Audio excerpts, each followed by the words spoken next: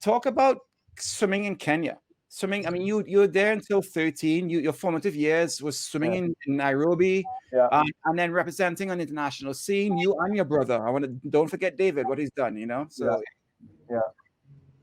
it's a developing sport. It's a pretty good youth swimming scene. Obviously, I mean, in normal times, and we do hope we get back to those times. But there's a lot of young talent, but there's not a very good system to develop swimmers to the highest levels.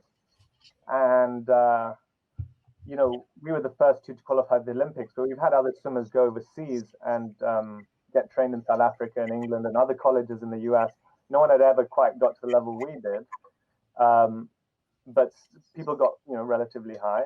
We've had some guys who made Commonwealth semi-finals and stuff. So there was a sense of improvement, and I still think there is. No one's quite got to the level we were able to get to yet, but I do see some potential. And there's not a lot of facilities. That's a challenge. I mean, pools are expensive to upkeep. There's 3 50-meter pools in the whole country, right?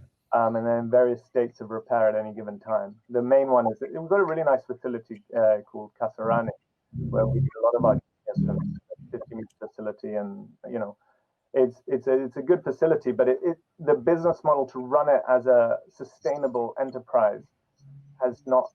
So it relies kind of on government funding, which can be tenuous at the best of times, and so that's problematic. So a lot of the swimming will happen in the private schools, and oftentimes, it's how do you develop the sport to make it accessible to more of the kids in the country.